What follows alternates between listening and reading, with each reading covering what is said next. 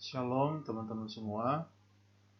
Saat ini kita akan belajar tentang transmisi dari agen-agen infeksius. Nah, apa yang dimaksud dengan transmisi agen infeksius? Transmisi agen infeksius adalah penularan agen infeksius yang dapat menyebabkan terjadinya infeksi pada manusia. Agen infeksius dapat berupa virus, bakteri, parasit, atau penjamur. Nah, penyakit yang diakibatkan oleh agen infeksius sering disebut juga sebagai penyakit infeksi atau penyakit menular. Nah, penyakit menular atau penyakit infeksi yang dapat berpindah dari satu orang ke orang lainnya. Nah, kenapa hal ini bisa terjadi? Karena penyakit menular atau penyakit infeksi disebabkan oleh agen infeksius, dan agen-agen infeksius dapat berpindah atau ditularkan dari satu orang kepada orang lainnya. Nah, pada beberapa jenis agen infeksius dapat ditularkan dari hewan kepada manusia, misalnya rabies. Virus rabies dapat ditularkan dari anjing kepada manusia. Misalnya juga kita berbicara tentang parasit, yaitu Plasmodium. Plasmodium dapat ditularkan dari nyamuk Anopheles kepada manusia.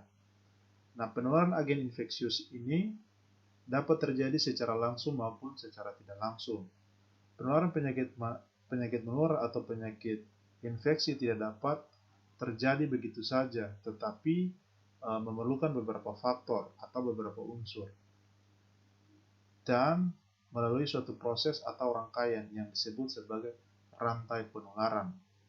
Nah, rantai penularan ini merupakan seperangkat faktor yang berpengaruh terhadap penularan suatu agen infeksius yang menyebabkan terjadinya suatu penyakit.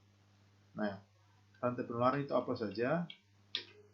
Nah, ini adalah faktor-faktor yang berperan dalam rantai penularan. Yang pertama itu adalah agen infeksius, yang kedua itu adalah reservoir, yang ketiga itu adalah portal of exit atau jalan keluar, dan yang keempat itu adalah mode of transmission atau cara penularan, dan yang kelima itu adalah portal of entry atau jalan masuk, dan yang keenam itu adalah susceptible host atau kerentanan host. Nah, yang pertama adalah agen infeksius. Agen infeksius adalah mikroorganisme yang dapat menyebabkan infeksi pada manusia. Jadi agen infeksius ini merupakan mikroorganisme yang dapat menyebabkan penyakit pada manusia. Kalau yang dimaksud mikroorganisme kan adalah makhluk hidup yang kecil ya. Yang menjadi pertanyaan sekarang, makhluk hidup yang kecil ini kan sangat banyak. Misalnya kita berbicara tentang bakteri termasuk makhluk hidup yang sangat kecil. Nah, yang menjadi pertanyaan sekarang lagi, apakah semua bakteri dapat menyebabkan penyakit? Kan tidak semua bakteri dapat menyebabkan penyakit. Hanya sebagian saja bakteri yang dapat penyakit, dan itu pun sebagian kecil bakteri yang menyebabkan penyakit. Nah, bakteri yang dapat menyebabkan penyakit inilah yang disebut dengan agen infeksius. Sedangkan bakteri yang tidak menyebabkan penyakit bukan termasuk dalam agen infeksius.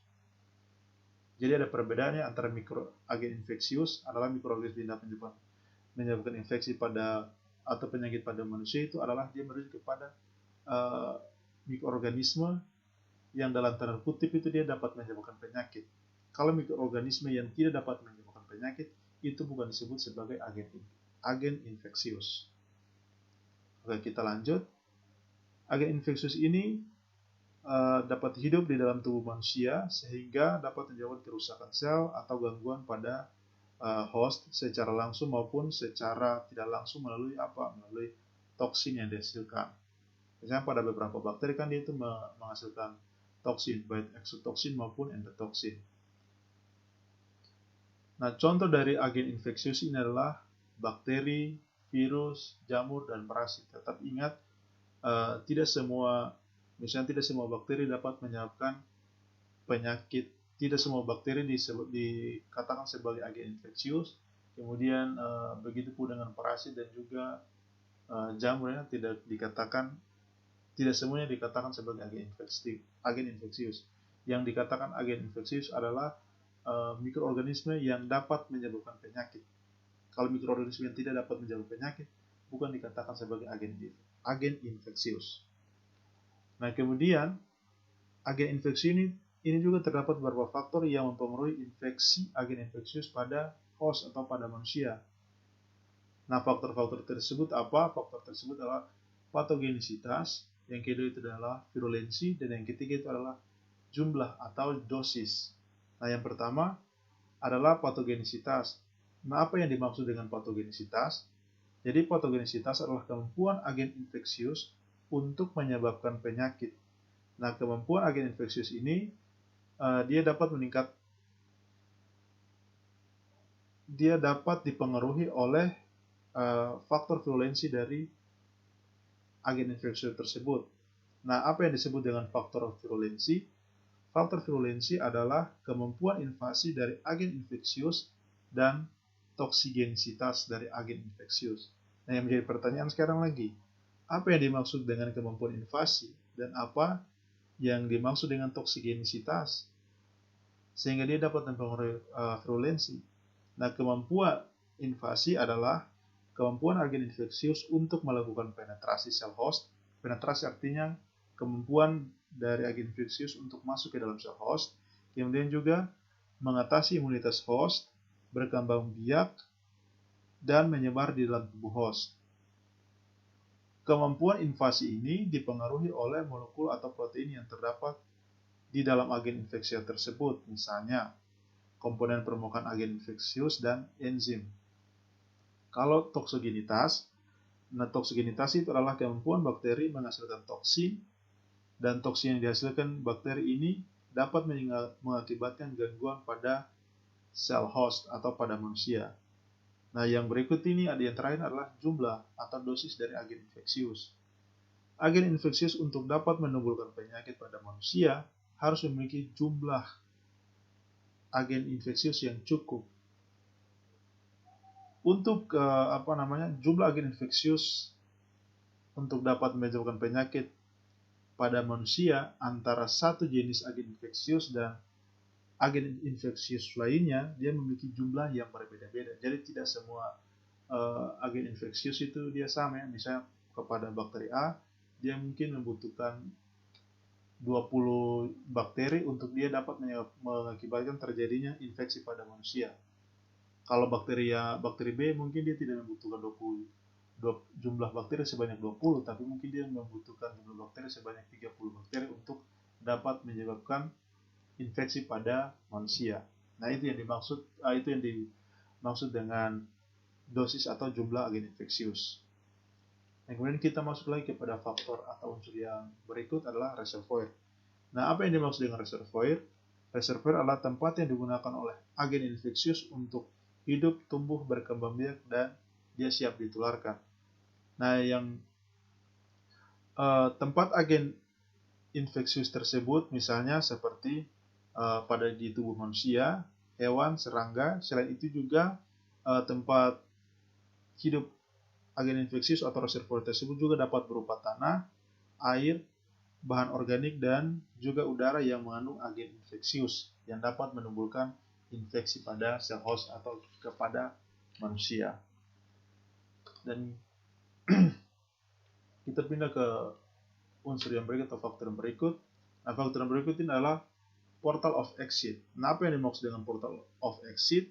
Portal of exit adalah jalan keluar agen infeksius dari host atau reservoir. Dan portal of exit ini dia terdiri dari misalnya saluran pernafasan, saluran pencernaan, urogenital, ataupun dia itu keluarnya agen infeksius dapat melalui plasenta. Nah, misalnya contohnya melalui saluran pernafasan. Jadi agen infeksius ini dapat keluar melalui hidung ataupun mulut ketika batuk, bersin, ataupun berbicara. Nah, contoh agen infeksius yang keluar melalui saluran pernafasan adalah Mycobacterium tuberculosis, avian influenza, dan juga SARS-CoV-2. Ini hanya beberapa contoh saja ya, beberapa contoh agen infeksius. Ada juga agen infeksius yang lain yang dia untuk keluar dari reservoir atau keluar dari host itu melalui saluran pernafasan.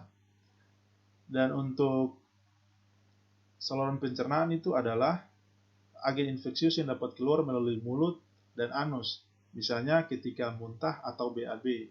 Contohnya, contoh agen infeksius yang keluar melalui saluran pencernaan yaitu melalui anus dan melalui mulut, yaitu seperti diphtheria cholera, E. coli, dan juga rotavirus.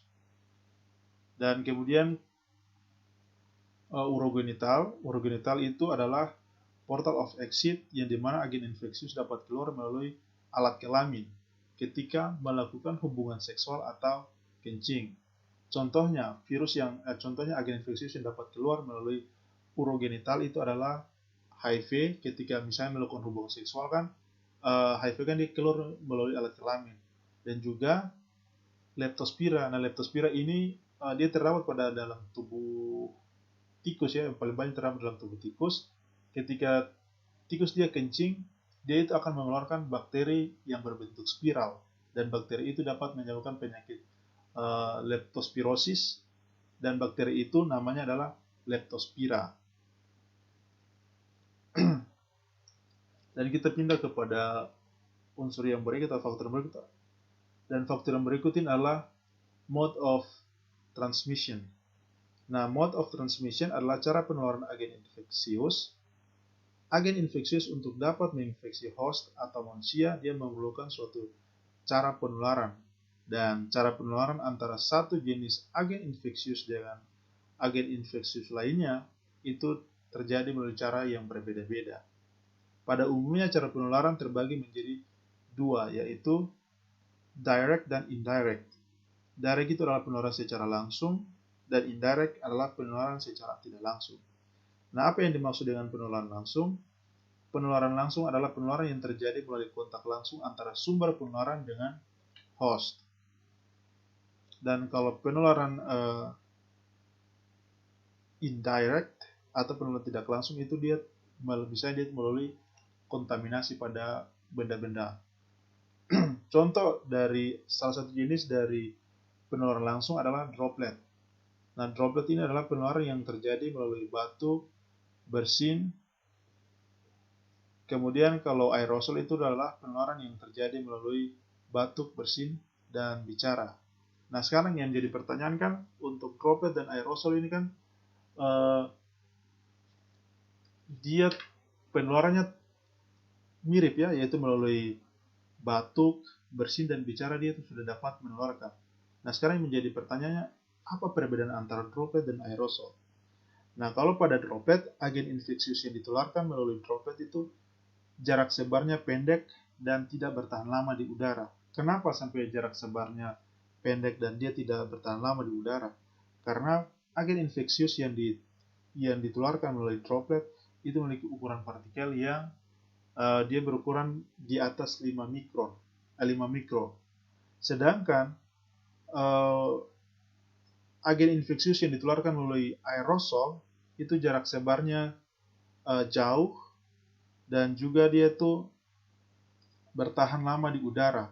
Nah, kenapa hal ini bisa terjadi? Karena agen infeksius yang ditularkan oleh aerosol itu memiliki ukuran partikel lebih kecil dibandingkan dengan yang dimiliki oleh droplet. Kalau droplet kan ukuran partikel agen infeksiusnya itu adalah 5 mikro.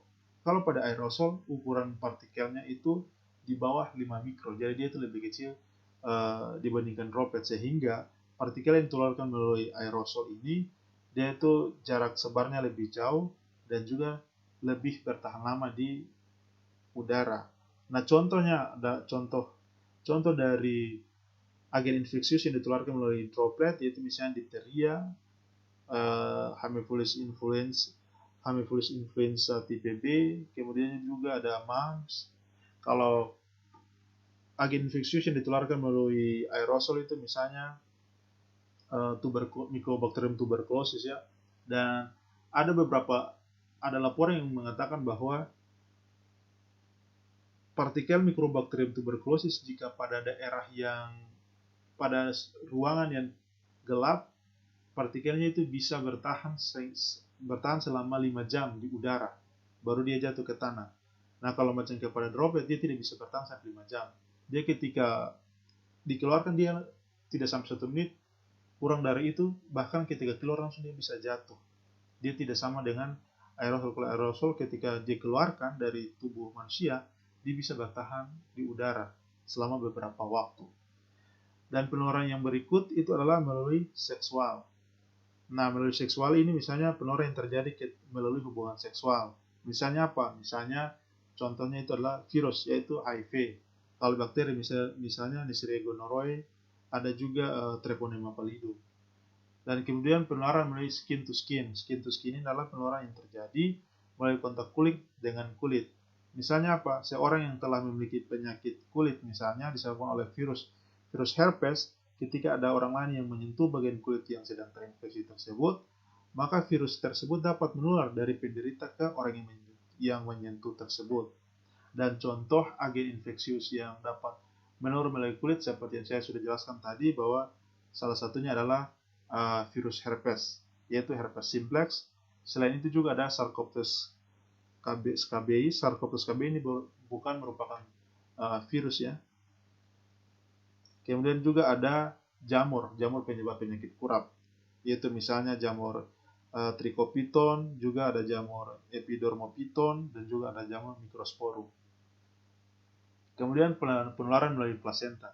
Nah, penularan melalui plasenta ini terjadi ketika misalnya janin yang berada di dalam kandungan memperoleh nutrisi dari ibu melalui plasenta. Nah, beberapa jenis agen infeksius juga dapat ditularkan melalui plasenta. Salah satunya misalnya HIV. Ketika ibu yang positif HIV, maka HIV akan ditularkan dari ibu kepada janin melalui apa? Melalui plasenta. Sehingga ketika bayinya lahir, bayi tersebut dia sudah dengan positif HIV karena dia ditularkan dari ibu melalui plasenta. Ketika bayi masih dalam kandungan ya, masih berupa janin. Dan kemudian penularan secara tidak langsung. Nah, penularan secara tidak langsung ini adalah dia memiliki beberapa jenis, yaitu yang pertama itu adalah fomites. Nah, fomites ini adalah penularan terjadi melalui benda-benda yang terkontaminasi oleh agen infeksius. Nah, kontaminasi dapat terjadi jika suatu benda bersentuhan dengan sekresi tubuh, seperti misalnya tinja ataupun cairan tubuh, misalnya muntah, darah, dan lain sebagainya. Jadi inti dari fomites ini adalah terkontaminasi. Contohnya, misalnya ketika jarum suntik yang terkontaminasi oleh pasien HIV melalui darah jarum suntik yang telah terkontaminasi oleh HIV melalui darah pasien HIV, itu tidak boleh digunakan jarum suntik tersebut kepada orang lain. Kenapa? Karena dapat menularkan HIV kepada orang lain, sehingga jarum suntik tersebut hanya digunakan satu kali untuk tindakan pencegahan. Jadi kalau misalnya orang yang sudah jarum suntik yang sudah digunakan kepada pasien HIV, jarum suntik tersebut sudah harus dibuang. Karena apa? Karena jarum suntik tersebut dia sudah terkontaminasi oleh darah oleh darah pasien HIV, dan darah pasien HIV itu pasti mengandung HIV, sehingga jarum suntik tersebut tidak boleh digunakan lagi, tetapi harus dibuang. Dan hal ini terjadi kepada misalnya penggunaan narkoba jarum suntik. Itu misalnya penularan HIV itu sering terjadi pada penggunaan narkoba jarum suntik. Misalnya contohnya ada 5 orang yang menggunakan narkoba jarum suntik, tetapi mereka tidak menggunakan jarum suntik masing-masing, dan mereka hanya menggunakan satu jarum suntik saja. Dan ketika yang menggunakan pertama adalah pasien yang terkena HIV positif, pasien HIV positif, otomatis jarum tersebut kan sudah terkontaminasi darah dari pasien tersebut, dan darah dari pasien HIV positif itu kan mengandung HIV. Dan ketika jarum tersebut digunakan kepada orang yang lain yang tidak HIV positif, maka HIV akan menular kepada orang yang tidak HIV positif tadi, sehingga orang yang sebelumnya tidak HIV positif menjadi orang dengan HIV positif.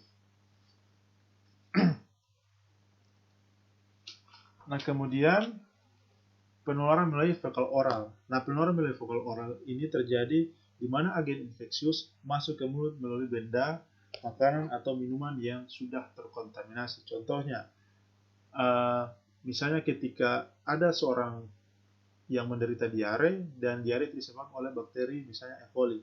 Dan ketika dia BAB, tangannya setelah selesai BAB dia tidak cuci tangan dengan benar, sehingga masih ada beberapa bakteri yang menempel pada tangannya, dan setelah habis BAB dia langsung pegang makanan, dan ketika dia pegang makanan dia memberikan makanan tersebut kepada orang lain dan orang lain makan. Dengan hal ini, dengan kata lain bahwa bakteri kan dia sudah berpindah, dia sudah mengkontaminasi makanan yang dipegang oleh penderita diare tadi, dan orang lain yang tidak terkena diare ketika dia makan makanan yang sudah terkontaminasi oleh bakteri, maka orang tersebut dia akan menderita diare juga. Karena apa? Karena makanan yang dia makan itu sudah terkontaminasi. Nah, contoh agen infeksius yang dapat menular melalui fekal oral adalah misalnya E. coli, hepatitis A virus hepatitis A, dan juga rotavirus. Dan yang penularan tidak langsung yang berikut adalah intermediate host. Penularan yang terjadi melalui intermediate host ini adalah penularan yang terjadi melalui host perantara, misalnya hewan ataupun vektor, ataupun juga reservoir. Contohnya, jika anjing yang terinfeksi virus rabies, dia dapat menularkan virus tersebut kepada manusia. Melalui apa? Melalui gigitan anjing. Nah, ketika anjing dia menggigit manusia, virus rabies kan terdapat pada air liurnya anjing. Dan ketika air liur anjing itu dia masuk melalui gigitan anjing tadi pada manusia, atau bekas gigitan anjing di manusia tersebut, maka air liur tersebut juga karena dia sudah mengandung virus rabies, dan virus rabies tersebut dia dapat masuk ke dalam tubuh manusia, dan dia dapat menyebabkan terjadinya penyakit rabies. Dan contoh lain lagi misalnya Plasmodium. Plasmodium untuk dia dapat menyebabkan penyakit pada manusia, dia harus membutuhkan vektor. Vektornya itu berupa apa? Vektornya itu berupa nyamuk Anopheles.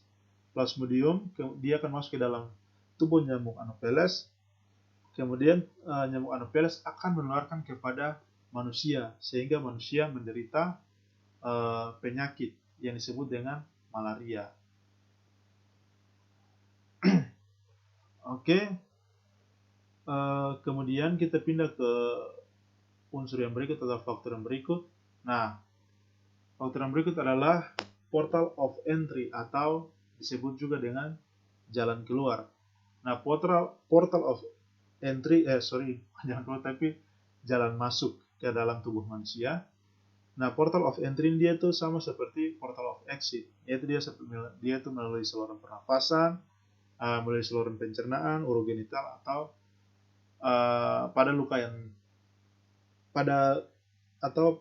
pada kulit yang terbuka atau luka. Nah, ini yang membedakan antara luka yang terbuka atau kulit yang terbuka, ini yang membedakan antara portal of entry dan portal of exit. Kalau pada portal of exit dia tidak ada luka terbuka. Nah, yang pertama melalui saluran pernafasan.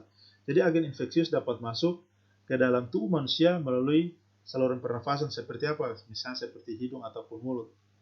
Contohnya, ketika penderita TBC, dia itu batuk ataupun bersin, ataupun dia berbicara, dia itu dapat menular berbicara dan kemudian dihirup oleh orang sehat, maka orang sehat tersebut akan terinfeksi oleh Mycobacterium tuberculosis, sehingga dia itu menderita penyakit yang namanya penyakit tuberkulosis atau TBC.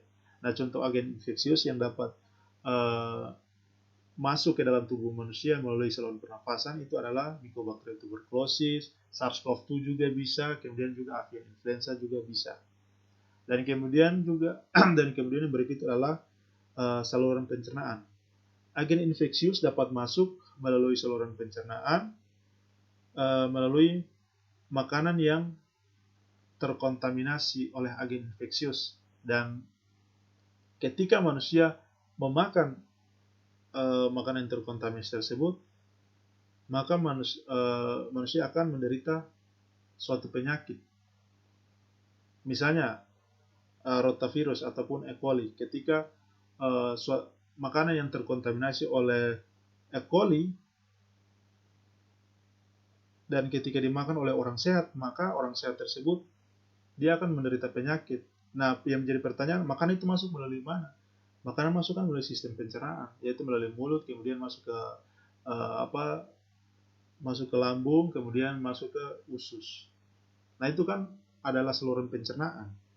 Nah, kemudian itu adalah agen infeksius dapat masuk melalui urogenital. Urogenital yang dimaksud adalah misalnya melalui alat kelamin. Contohnya, ketika berhubungan seksual, agen infeksius dapat ditularkan. Contohnya itu apa? Contoh agen infeksius yang dapat masuk melalui urogenital itu misalnya HIV ataupun Neisseria gonorrhoeae. Kemudian yang berikut itu adalah agen infeksius dapat masuk melalui luka pada kulit. Nah, contoh dari agen infeksius yang dapat masuk pada luka di kulit ini misalnya Clostridium tetani. Clostridium tetani kan dia itu paling banyak terdapat pada daerah-daerah yang kotor ataupun pada benda-benda yang karat. Sehingga kalau misalnya luka yang terbuka dia itu terpapar oleh benda-benda yang berkarat ataupun benda-benda kotor, itu lebih baiknya silakan dibersihkan. Takutnya itu dia bisa terpapar oleh Clostridium tetani sehingga menyebabkan penyakit yang disebut dengan tetanus. Oke, kemudian kita pindah ke faktor yang berikut. Nah, faktor yang berikut ini adalah susceptible host atau juga disebut dengan kerentanan host. Nah, kerentanan host ini berpengaruh terhadap terjadi infeksi pada host karena individu yang mendapat penyakit infeksi itu semua bergantung pada kerentanan atau susceptible host atau manusia. Kerentanan host dipengaruhi oleh beberapa faktor, salah satunya adalah imunitas. Misalnya, ada agen infeksius yang dapat masuk ke dalam tubuh, tetapi dia tidak dapat menimbulkan penyakit atau tidak dapat menimbulkan infeksi. Jika imunitas atau sistem kekebalan host itu dia mampu untuk membunuh agen infeksius tersebut. Sehingga meskipun tubuh dia terpapar oleh agen infeksius, tapi karena sistem kekebalan atau imunitas tubuh itu dia baik, maka dia tidak bisa dapat menimbulkan penyakit sebelum ketika dia masuk saja dia sudah dibunuh atau dia sudah dihajar oleh sistem kekebalan tubuh manusia, sehingga manusia dalam hal ini dia tidak menderita penyakit.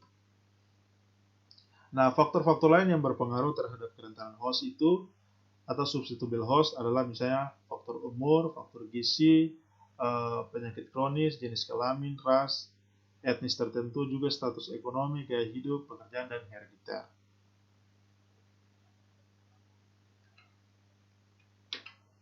Oke, kalau yang tadi kita sudah berbicara tentang penularan, rantai penularan, sekarang kita masuk kepada pencegahan.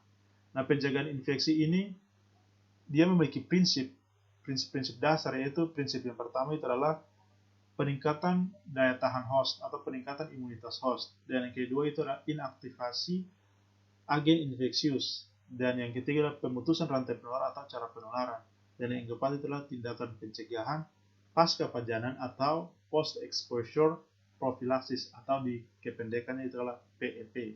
Nah, yang pertama dulu adalah peningkatan daya tahan host atau peningkatan daya tahan tubuh. Peningkatan daya tahan tubuh ini merupakan salah satu prinsip dari pencegahan penyakit infeksi. Nah, cara untuk meningkatkan daya tahan tubuh itu apa? Melalui yang pertama, salah satunya itu melalui dengan imunisasi atau melalui dengan vaksinasi. Dan sekarang ini pemerintah sedang menganjurkan untuk masyarakat agar ikut vaksinasi COVID-19. Tujuannya apa? Tujuannya adalah untuk mencegah penularan dari SARS-CoV-2 yang menjadi penyebab dari penyakit COVID-19 ini. Dan yang kedua itu adalah inaktivasi agen infeksius. Nah, inaktivasi agen infeksius itu adalah suatu cara yang dilakukan untuk membunuh atau membasmi agen infeksius. Nah, cara yang dilakukan misalnya apa? Cara yang dilakukan itu dapat dilakukan dengan misalnya menggunakan bahan kimia ataupun dengan menggunakan bahan-bahan misalnya dengan pemanasan. Misalnya ketika alat-alat yang sudah tercemar oleh agen infeksius, alat tersebut itu dipanaskan pada suhu tertentu, tujuannya agar agen infeksius tersebut dia dapat mati, ataupun bisa menggunakan bahan kimia yang sekarang lagi ramai, itu adalah alkohol, penggunaan alkohol. Nah, alkohol ini merupakan bahan kimia yang dapat membunuh agen infeksius. Dan yang berikut ini adalah pemutusan rantai penularan atau cara penularannya. Misalnya saya ambil kasih salah satu contoh ya. Misalnya di sini kita pilih Misalnya kita pilih tentang droplet dan aerosol. Nah, penularan melalui droplet dan aerosol dia terjadi ketika misalnya orang dia itu ketika batuk ataupun bersin atau pada saat berbicara. Nah, tujuan untuk pencegahannya apa? Yaitu penggunaan masker. Kalau misalnya menggunakan masker, berarti yang pertama itu adalah dia mencegah orang lain untuk menularkan agen infeksius kepada orang yang masih sakit. Dan yang kedua itu adalah dia mencegah agar orang yang sakit dia tidak terpapar oleh agen infeksius berasal dari orang yang sedang sakit. Jadi itu adalah prinsip daripada pencegahan. Ketika teman-teman sudah mempelajari tentang cara penularan, berarti di situ teman-teman sudah bisa berpikir bahwa bagaimana cara menularkannya, bagaimana cara pencegahannya. Karena prinsip dari pencegahan itu adalah pemutusan rantai penularan atau pemutusan cara penularan. Misalnya contoh yang lain lagi yaitu penularan melalui fekal oral. Penularan melalui fekal oral ini kan terjadi ketika makanan yang terkontaminasi. Terkontaminasi karena apa? Karena misalnya tidak cuci tangan dengan benar. Dan untuk itu pencegahan yang dilakukan itu apa? Pencegahan yang dilakukan itu adalah harus cuci tangan dengan benar, harus menggunakan sabun, karena kalau dengan menggunakan sabun maka akan merusak protein-protein pada agen infeksius, sehingga agen infeksius tidak dapat mati, dan menghindari kontaminasi melalui tangan kepada bahan-bahan yang dipakai untuk dalam kehidupan sehari-hari, termasuk dalam hal ini makanan. Ketika kita sudah mencuci tangan dengan baik dan juga menggunakan sabun, maka agen-agen infeksius yang terdapat pada tangan kita kan dia sudah mati, dan ini akan membuat tubuh kita terhindar dari penyakit yang disebabkan oleh agen infeksius. Misalnya ketika tangan kita sudah bersih, maka kita boleh memegang makanan tanpa kita perlu takut lagi apakah makanan ini bisa terkontaminasi atau tidak. Kenapa sampai kita tidak perlu takut? Karena kita sudah cuci tangan dengan benar dan juga sudah menggunakan sabun, sehingga kita sudah tidak perlu ragu-ragu lagi ketika kita sedang memegang makanan. Oke, itu adalah contoh dari prinsip yang ketiga. Nah, prinsip yang keempat adalah tindakan pencegahan pasca pajanan. Misalnya gini, ketika tubuh teman-teman, entah kaki atau tangan itu dia tertusuk oleh paku. Clostridium tetani kan itu bisa terdapat pada benda-benda yang berkarat. Misalnya paku yang berkarat itu kan bisa mengandung Clostridium tetani. Clostridium tetani merupakan agen infeksius penyebab tetanus ya. Nah, tetapi pada saat kaki teman-teman tertusuk oleh paku, itu teman-teman belum didiagnosis terkena penyakit tetanus, tetapi teman-teman curiga saja bahwa ini bisa teman-teman bisa terpapar oleh atau bisa terpajang oleh Clostridium tetani. Untuk itu teman-teman butuh yang namanya tindakan pencegahan pasca pajanan, yaitu teman-teman membutuhkan toksoid tetanus. Nah, toksoid tetanus ini berfungsi apa? Untuk menetralisir tetanus. Tujuannya supaya apa? Supaya ketika misalnya ada tetanus di paku tersebut, itu dia bisa segera ditangani atau dia bisa segera ditangani dengan menggunakan toksoid.